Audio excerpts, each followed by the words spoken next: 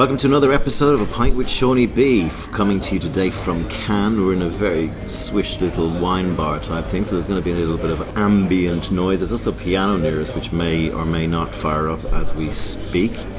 I have a very interesting guest today, a fellow Dubliner actually. His name is Moore Lewy, and he is a founder and producer at one of the foremost production companies in America, called Kilo Productions.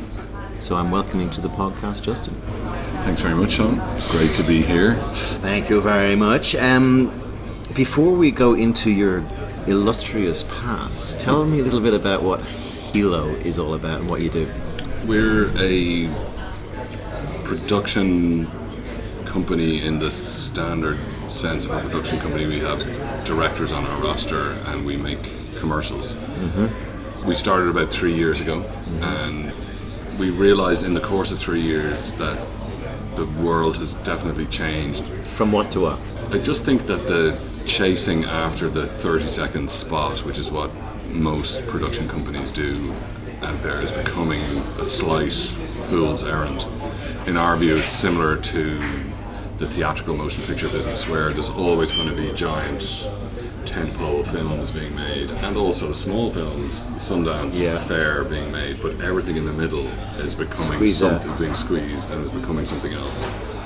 Even in the last few years, it's become even more competitive with more and more big, experienced directors in the marketplace for wanting to make commercials, almost regardless of the budget. You mean that better quality directors are now interested in making commercials? I think they were always interested in making commercials, but now because less work is out there for making films, right, other work has to fill that gap. And obviously we're seeing that in television. The television has become sort of like the new indie movie. If you look at True Detective or even Game of Thrones, each one of those hour-long pieces is almost like a small movie. Yeah. We knew when we started that it was going to be very, very competitive, but we realized we need to do something slightly different. And so what did you do that was different? I came from a talent agency background, and my very first job at the talent agency was looking after below-the-line talent. And so we would represent directors of photography, production designers, costume designers, editors, etc. And it became clear in the representation of them, and also later on when I was making films or commercials, that there's one guy or woman on the crew who is sort of undervalued in my view, and that's the production designer. A really good production designer works with the director or with the creatives early on in the process to sort of tell the story of the film or the commercial or whatever they're doing. Whereas the director of photography is sort of the character who gets the credit. The production designer has sort of been slightly left behind. So our idea when we started was, how do we bring production designers more to the forefront of the commercial world? And the idea was, maybe some of these big time production designers might want to direct commercials. And the very occasional one has become famous. Joel Schumacher is probably the most famous production designer who became a director. So we went to guys that I knew, like Nathan Crowley, who does the Batman movies, and KK Barrett, who's Spike Jonze's designer, and sort of said to them, do you guys want to direct? And some of them say yes and some of them say no. So we were onto something. We didn't know exactly what it was, but it was the core idea, I suppose, was trying to eke out a new piece of talent that hadn't necessarily been and these tapped. People obviously needing work because that part of the business was shrinking. And another yourself, when you reach a certain point in your career, when you're doing something and you've won some Oscars and you've worked with the biggest directors and you feel like you've what done next? There's a bit of what next, and there's a bit of also, as these guys get to a certain age and have families, they don't necessarily want to be in China for 3 years working on a film. They would prefer to be closer to home with their kids growing up. That's what we started the company with. We started the company with a few of these kind of big time production designers, and trying to see whether we could break them into commercials. And then the thing that's evolved over the 3 years is, instead of involving those designers in just commercials, we're creating experiences, which is sort of a thing that's very kind of an American kind of... Starting conversations and creating experiential. The whole idea of experiential and immersive experiences has been bandied around. Right. So what we're doing, in my view, is kind of an experience. We're having a pint together or whatever. Yeah. To me, that's a real experience. Real people. Right. So what's an example of one of the experiential things that you've done? Well, the first project that we did was Bud Light Super Bowl project for BBDO in New York, and it was, they took a real flyer on us because we were a brand new company. Was this the Schwarzenegger thing? Yeah. Right. Yeah. Bud Light was a brand new client for them, and in fairness, Dave Rolfe took a real flyer on us, but the whole thing started life as a conversation about how to design a live experience. Yeah. Like, how do we design a live experience that you can actually shoot live? Yeah. And then, of course, you have to cut a commercial out of it, as normal, because otherwise the lads aren't going to pay for it. The idea was that we would take a person off the street and show them the night of their life in New York. The tagline being Bud Light up for whatever happens. So you grab a guy off the street and say, if I give you this... Was that bona fide? Yeah. How did you pick the guy? It's this is where it gets kind of interesting and tricky and Freudian and whatever. It's like there's a lot of effort that goes into picking the right guy. Because you want to pick the right guy without letting him know you're picking him to do something. Yeah. We set up a series of ruses to try and find people who might be up for this or up for that or up for the other thing. We set up kind of a marketing summit, and we invited people and we paid them $20 to show up to this marketing summit. The initial few days was let's weed out people who just say, I don't have enough time for this, and I'm off. So the first few days are like boring, and then you start kind of getting into, okay, you have 20 or 30 people who are left, and then you start interviewing them.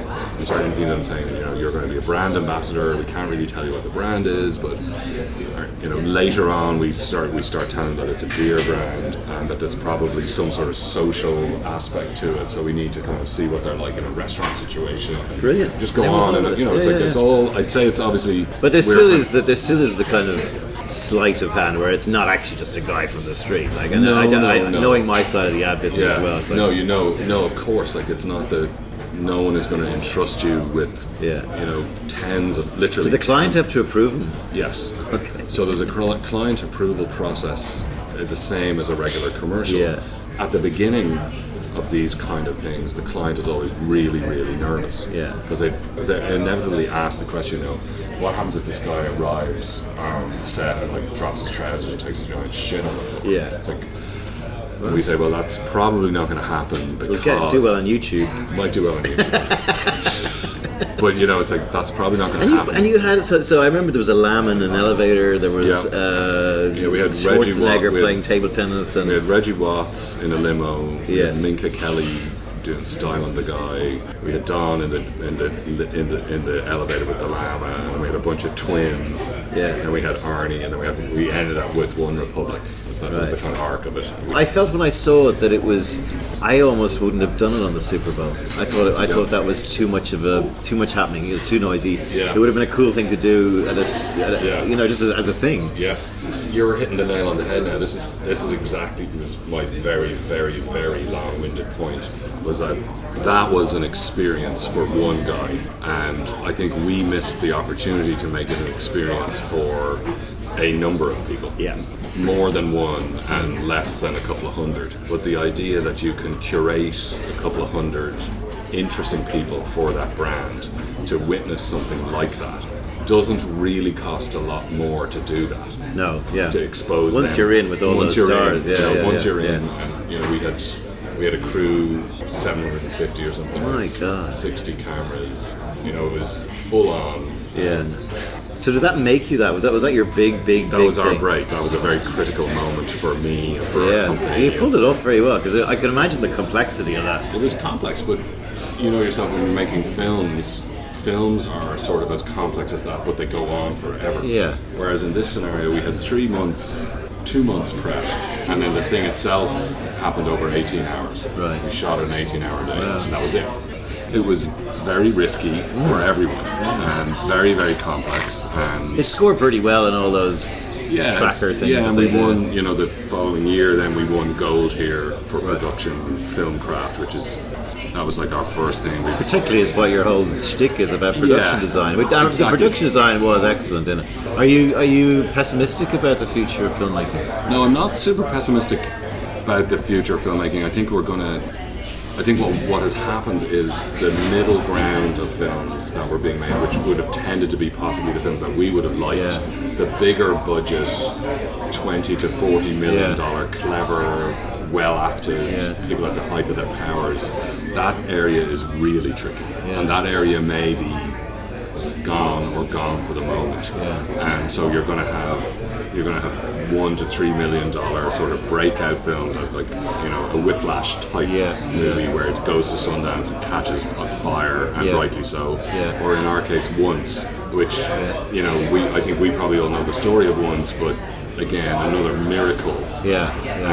And a product, interestingly enough, a product of sort of disaster in a way, because that film fell apart with a bigger cast, and then the guys just decided, we'll make it ourselves for 150 grand or 200 grand or whatever it was. Once was a movie with Glenn Hansard about an Irish busker who fell in love with a Polish girl, right? Well, very worth checking out.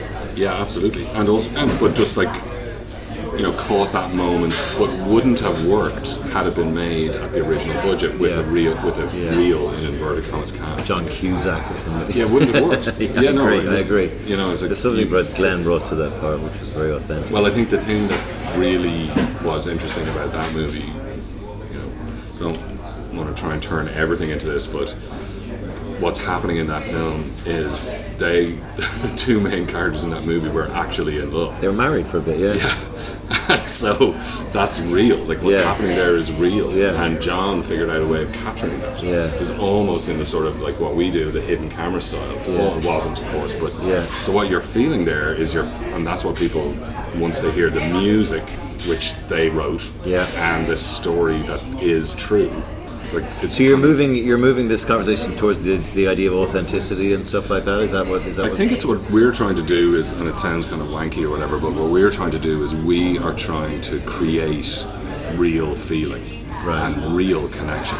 And fuck the old, I'll drink a Bud Light and I'm like, whatever, I'll get laid.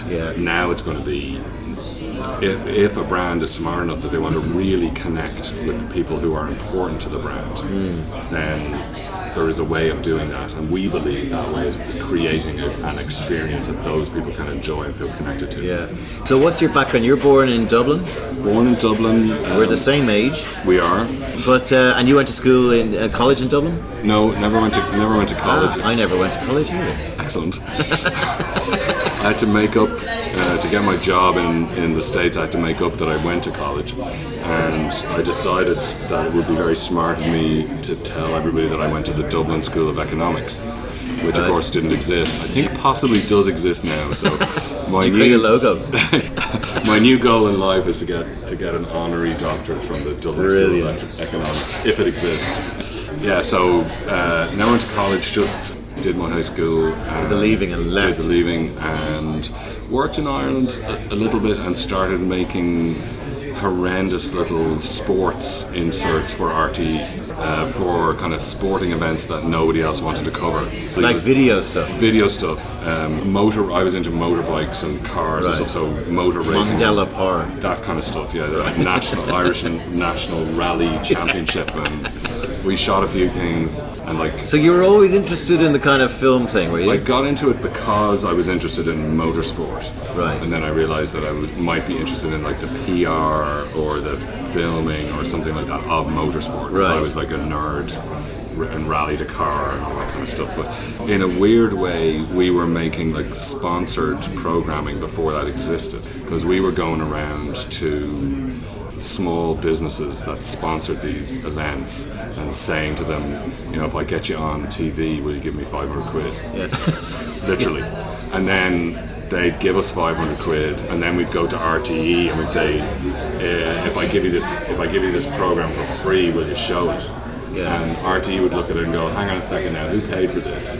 And we'd say, well, it was a few people. And in fairness, their head of sport was awesome. Right. He sort of with a nod and a wink said, okay, grand, we'll run it. Right. And that's how we... Yeah. And it's content. Yeah. It's content. And, you sort of have to take your hat off. I think Tim O'Connor was the head of sport. Yeah. And you have to sort of, myself and my partner at that time, we were 17 or 18 years old. And he obviously thought, who are these fucking idiots? Fair fucking play to them. Yeah. Balls like a jockey's bollix, as we'd say. And, so that was the beginning. That was a disaster, and we lost money, and it was we left Ireland with our tails between the legs, went to the UK. I sold insurance door to door in London, literally like Glengarry Glen Ross. Really? Awesome. Levine the Machine. Exactly, Gene the Machine Levine. I worked in a place just like that. Were you more like Levine or the Tony? I was Roma. Who was I like? Who would have been my character? Yeah, probably would have been slightly more on the Tony Roma side, but not as polished. Yeah. But I was good at it. But it was really soul destroying. Yeah. You're selling insurance to. What was your head like? Can you remember back then? Were you worried about where you were going or what you were? No, not really. I suppose I thought it sort of had a kind of a mad thought that I was going to somehow be successful. I wasn't sure how or what, right. and I probably still feel that way. Maybe I think everybody probably feels that way. Yeah. I sort of had a bit of a belief that I was certainly good at bullshitting and talking to people, and I'm interested in people, and I kind of like people, and I like what people do, right. regardless. And I think that's something that we do very well coming from Ireland. Yeah, I agree. I actually genuinely enjoy that. Yeah. And I think that is, if you can figure out how that pays the bills, yeah. then that's pretty major. But yeah, I spent a few years in London. The insurance thing was interesting because you learn a lot. You learn the psychology of objection handling and all these horrendous tools that, borderline unethical. Yes, absolutely. I think we were doing stuff. I'd say we were doing stuff that was definitely borderline unethical, illegal. Probably not fully illegal, but I think a lot of that stuff has been stopped. It was sharp. Yeah. Oh yeah, very sharp. But you learn, if you take some of the stuff, I still use some of the things that those guys taught me every day. But anyway, a very, very old mate of mine, a guy called Ralph, heard that there were visas coming for the States, and he was living in the States and going to college, and he applied, unbeknownst to us. Ralph applied for me and about 10 of his mates and himself to get Morrison visas. This is a lottery. Visa lottery, yeah. Visa lottery happened in the 90s. The story is he was in Savannah, Georgia, and the applications had to be in on a certain day, on a certain time, in Arlington, Virginia, or whatever. And Ralph applied. The first part of the process was really just a form putting your name and your address in Ireland on it, nothing else. Yeah. And then they were picked out of a hat. And Ralph drove to Arlington, Virginia with 1,000, he'd made 1,000 copies, and he drove around Arlington, he went to every different mailbox, and every single one of us got those visas. Wow. Was he doing that as a nice thing? Yeah, he just thought it would be, he was trying to get his own thing, but he just threw us in as part of it, he thought it would be the crime. Did you all go? Tony, myself, and Ralph went. Right. I hope the other guys listening to regret that for the rest of their life. Not at all. I'm sure they're all doing great things. I've had a few people on the pod who have got visas like that, and it actually has become a thing when they look back, because they got the thing, so that made them go. Yeah. Oh no, I wouldn't have gone. I wouldn't have gone. I was living with a woman in London. I was having a great time. It was awesome. It was devastating to leave. Yeah. And my first 2 or 3 months in the States was the worst time of my life. Right. Absolutely horrendous. I felt like. Where were you? I was in Seattle. Right. And I only knew my mate Ralph and his sister. Raining like Ireland. Very PC, very pleasant. Yeah. But when you have no money and you don't know anybody. Did you get a job there? Couldn't get a job. For the first month, I couldn't get arrested. I couldn't get a job. I couldn't get a job at McDonald's. Really? Yeah. I had $153 or something. It was an absolute disaster. Why do you think you couldn't get a job? Well, I think it's, and this is a kind of an important thing for the rest of us and the rest of our lives. It's like, I think when you're desperate for anything, a relationship or a job or whatever, it's like, you have to people smell it off you. Yeah, they do. They smell the fear off you, and it's like, I was overqualified for McDonald's, or whatever. Well, I couldn't get a job in IHOP. I applied everywhere. It was brilliant. And then I was looking through whatever the Seattle Voice is or whatever. I saw just an ad for an Irish bar, and it was like an ad for Irish music. It's a place called T.S. McHugh's, and I phoned up and I got to speak to the owner, and he was like, well, we're not really hiring anybody, but if you want to drop in. So I dropped in a few days later. I met this guy called Tom Griffith, and he was awesome, and we got on really great. And it was an Irish pub, but they'd never had an Irish person work there. So it was like an American sports bar with Irish branding on it. Right. So like before Irish pubs globally was a thing. And he goes on as, Colleen, we got an Irish guy for our Irish pub. Well, the name of the place is T.S. McHugh's. It stands for Thomas Shannon McHugh. Right, of course it does. And he was like he was the father of the guy who started it. Well, anyway, his father came with a famine. That kind of thing. He gave me a few shifts, like working at the front desk, and a little bit of money started coming in, and that made all the difference. Made all the difference. And they became essentially my second family there, and they were great. And you still in touch with them? I am still in touch with them, and I see them every now and again, and they're just awesome. They're like a little watering can on the seed of your life. Yeah, they are. Like it was a very important thing. It led to me getting back into film, because at the bar they were shooting a film in Seattle called Assassins, which was with Sly Stallone and Antonio Banderas. Yes. And so they would all come into the bar every now and again, the crew and the guys, and I became friendly with the costume designer, whose name was Elizabeth McBride. She was an awesome person, and I was talking to her over a few nights, like what I wanted to do and all that kind of stuff. And she's like, well, my shtick at the time was like, I want to learn about the business of film, the film business. Yeah. And she was like, if you want to learn about the business, you need to get a job at a talent agency. Right. And she said, I'll introduce you to my agent, who is a complete lunatic, but no better place, if you can get yourself in there, no better place to learn. I was like, grand. I didn't really know what it all meant. One night, working at the bar, the phone rings.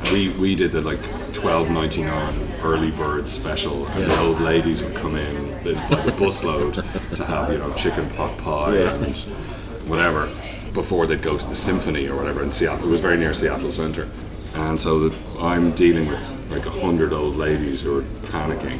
Phone rings. T.S. McHugh's, and this guy on the phone says, I'm looking for Justin Moore Lewy. I said, that's me. Trying to direct the old ladies whilst on the phone. He said, oh, this is Paul Hook calling from ICM in LA. Elizabeth McBride said you might be interested in it. I was like, fuck. So one of those phones with a giant long cord on it. And so I went around the corner. Like in a movie. Yeah, I went around the corner into a section of the restaurant that wasn't open yet, and I sat down in the chair, and I just like, I don't care about the fucking old ladies now, God love them. And I sat on the phone. He basically interviewed me on the phone. Wow. And it was like mad. I was like, so, what are your influences? Tell me about the movies you like. And what to say? I'm into Coppola movies. I like Apocalypse Now and that kind of stuff. He said to me, when can you be down here for an interview? And I said, I can get down tomorrow. And he's like, okay, come in tomorrow afternoon. So I went down to LA. I flew down there on Alaskan or something. Right. I'd never been to LA. I didn't know anything about what the job was, but the job of being an assistant for a talent agent is very much like being a super secretary. Yeah. Like most people who get jobs there can type 100 words a minute. And I can type like 1 word a minute with 2 fingers. You get the suits pressed and stuff. Yeah, you do everything. You do all of that, but you're really you need to be very sharp at sending out stuff and messenger runs and dealing with hundreds and hundreds of phone calls, and it's quite complicated. 24 on call. Yeah, it's on call all the time and all that kind of stuff. That stuff didn't worry me, but the stuff about being a secretary, like being a super secretary. So I just said, oh yeah, no, I'm amazing and I can do all that kind of stuff and whatever. And then he sent me down to HR, and this woman called Gloria Kennedy interviewed me, and I learned later that if they send you to HR, it means they're not hiring you. HR lets you down slowly, right? Right. So I got on very well. Gloria's from Canada, and we got on very, very well, and she kind of liked me and whatever, and it was great. And she's like, Paul's a bit concerned that you mightn't be, so great at the old secretarial stuff. And I was like, oh, well, I'll learn and I'm smart. And I'd read a book before I came to LA. I'd read a book about the talent agency business. It was a guy called Mark Litvak wrote the book. And in the book, he sort of talks about the three different agencies: CAA, William Morris, and ICM. And that was like the limit of my knowledge. Yeah. So I said to Gloria, sure, listen, it doesn't matter, I have an interview at CAA at 6 tonight. And so it's no panic whatsoever.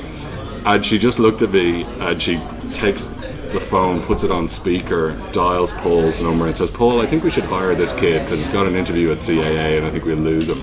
So that was how I got hired. That's how I got hired. Of course, I didn't become an amazing secretary. I was a horrendous assistant, but I got my foot in the door there. And it was interesting. I worked for Paul for about a year, and I learned a lot there. Yeah.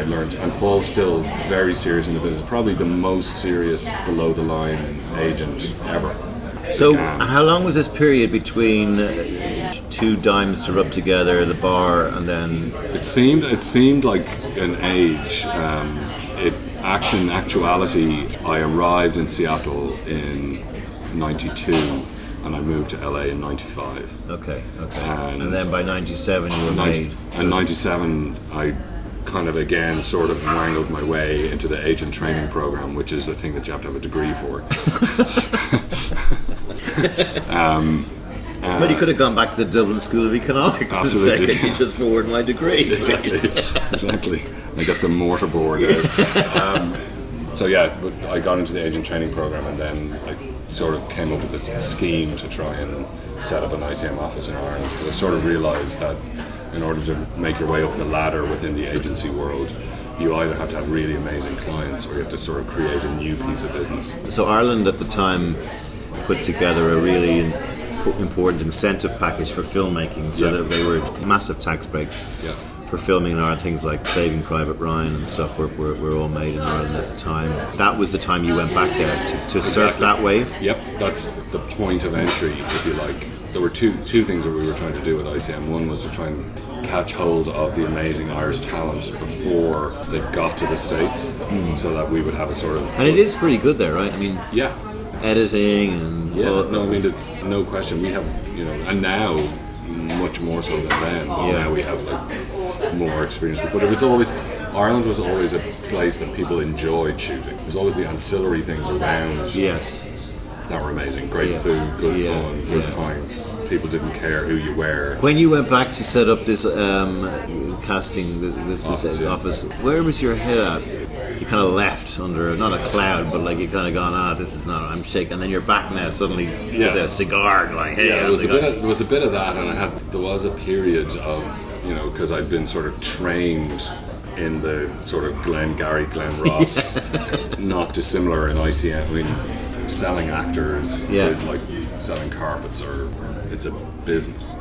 And so obviously in Ireland there's no real history of agenting, and the approach in America is like poaching clients and getting in front of clients that are represented by the other guys and tell them how amazing you are in comparison to them. But you were made now, were you? Were you wealthy at this stage? No, not at all. And it was a complete and utter kickball and a scramble, and just seat of the pants, trying to figure it out. Right. And, ultimately, ICM in Dublin wasn't successful because really the deals are too small. But it was.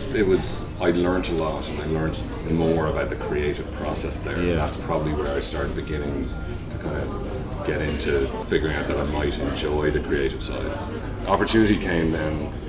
A mate of mine sent me a script for a film that he wanted to make. An Irish guy called Bill Maher.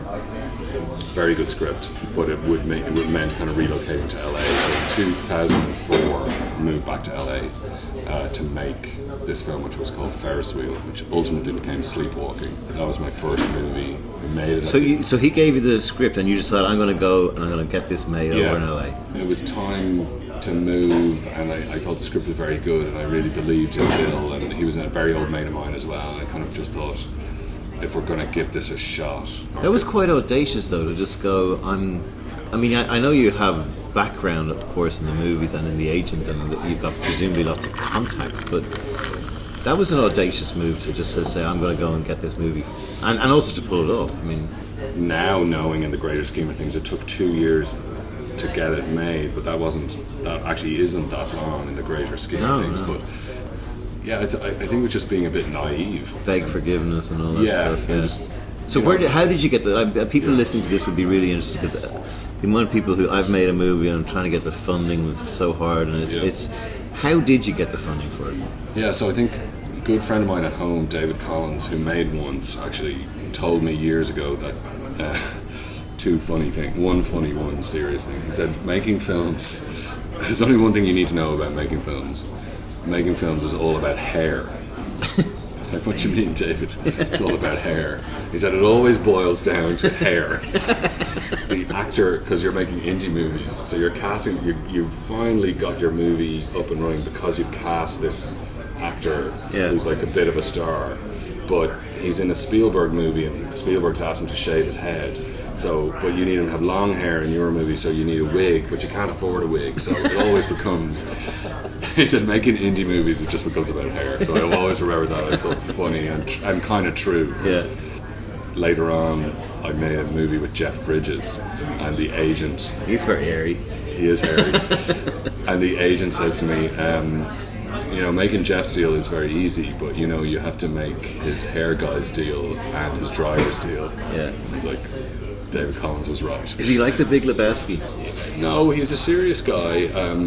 We talked a bit about Lebowski. One of my favorite movies of all time. Yeah. He talked about Lebowski, and he was telling me that he was very nervous about doing Lebowski and actually turned the movie down a few times because he didn't want his kids to think of him as a complete stoner, which at the time I think he might have been. Which is a bit rich coming from him. Yeah. I think he was typecast for that movie. So, of course, it's like by far the most successful film he's ever done. Yes, yeah.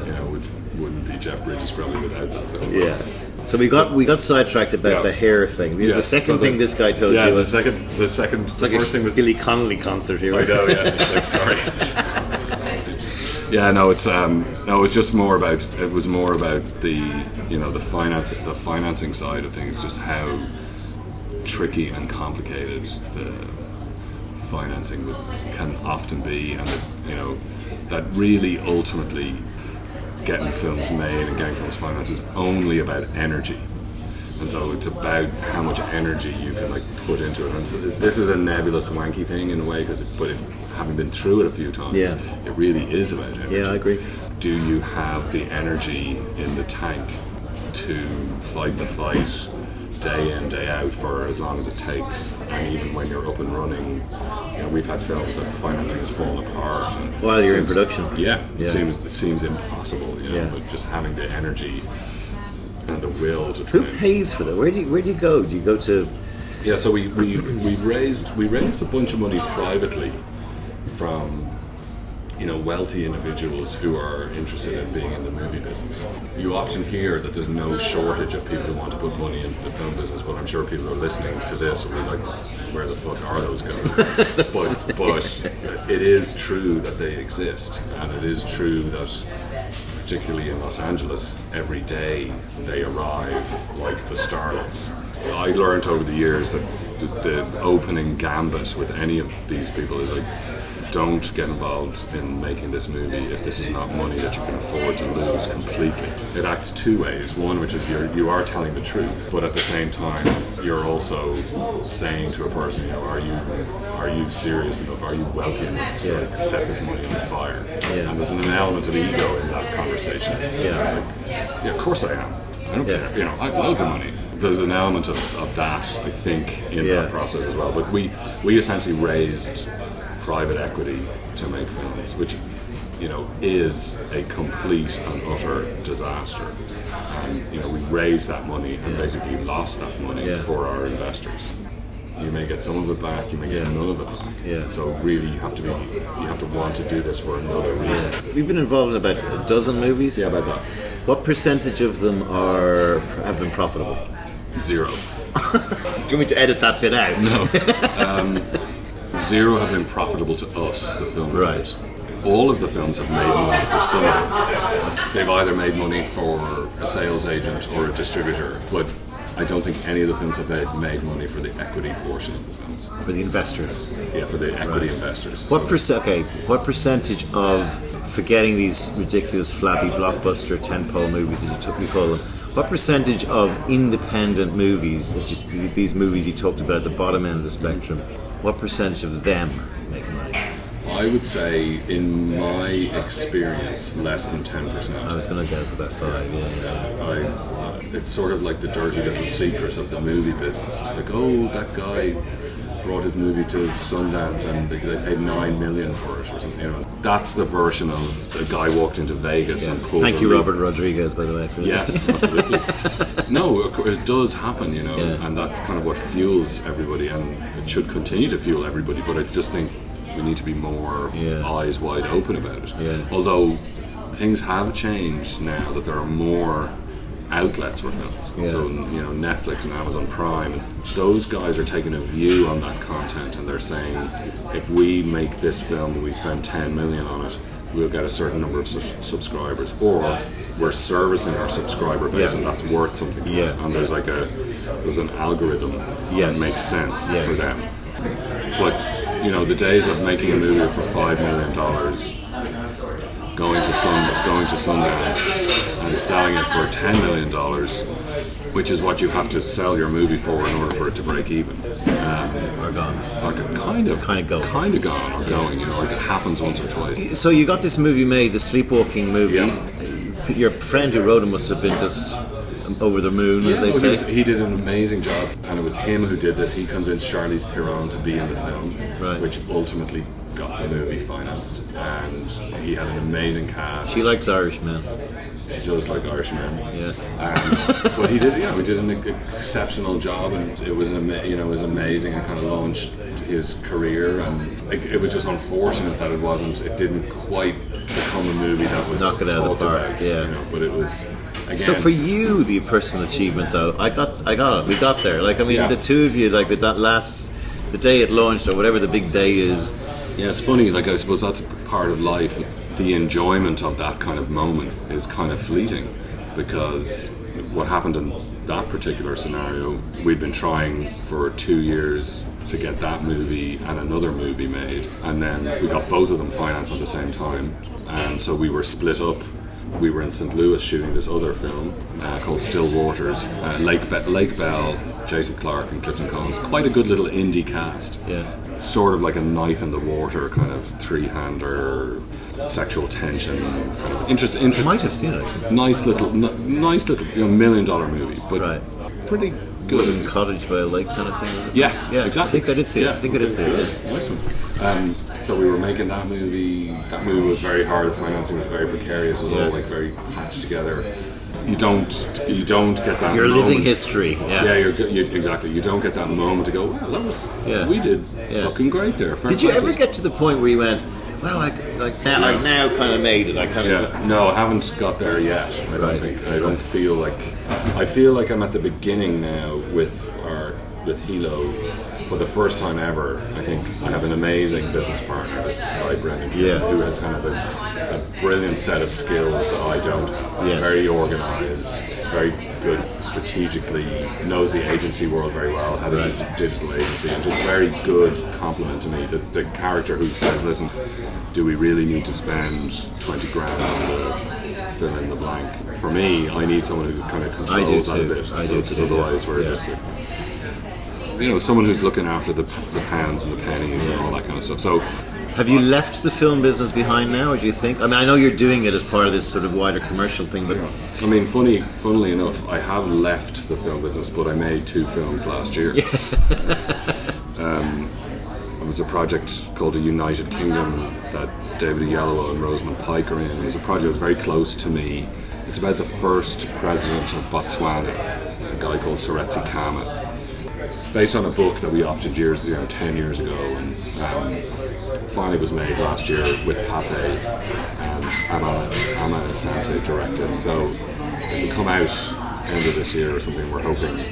But again, So the name of the movie is United Kingdom. a United Kingdom. I'm surprised that movie name hasn't been taken with it. It's a great it name. is a pretty good name. It's a pretty good name. What do you say to the young you, or someone like you? You've already got a lot of pearls of wisdom that you've thrown out in this podcast, but what do you say to the young fella who's in your shoes right now in Dublin or in LA or wherever? I mean, I think my old man said it to me, which I thought was great advice, which was get out there and kind of do whatever you want. Suss out as many things as you possibly can. Try and figure out what you're good at. Don't worry about whether you fail or not. You do have to fail a bunch of times. And a brilliant thing that really helped me was you can always go home. If you fuck it up, you can always go home, and their home is there, and people are there, and there's stuff going on, and it's not. You don't have to go home with your tail between your legs, and no one gives a shit about that. My grandmother said to me actually when I left for Singapore, I was in '96. I went to Singapore. Right. She said stay for the year. Yeah. Because her advice was, shit's gonna go down. Yeah. But the first bit of shit that goes down, don't just run home. Yeah. Deal with it, but then come home after a year if you want to. If you want to, yeah. No, that's a great piece of advice. It is a great piece of advice, and not to be afraid of. I think a lot of people that I meet in the States are like afraid to get out there and put themselves out there, and just. I think the other thing that I've learned over the years is like if you stick at something that you know in the back of your mind that you're pretty good at, or you might have potential at, if you just stick at that thing for long enough and you stay standing up, you'll probably be successful in that thing. So, Well, a man who has stayed standing up, brilliant story. I didn't expect this at all. I loved it. A guy from my hometown, and lots of wisdom. And I think the main thing for me is just you always had a feeling that you could do it, and you went and did it. Justin Moore Lewy, thank you for being on A Pint with Seaniebee. Thanks very much indeed. I've really enjoyed it. Another pint coming up? Yeah, nice.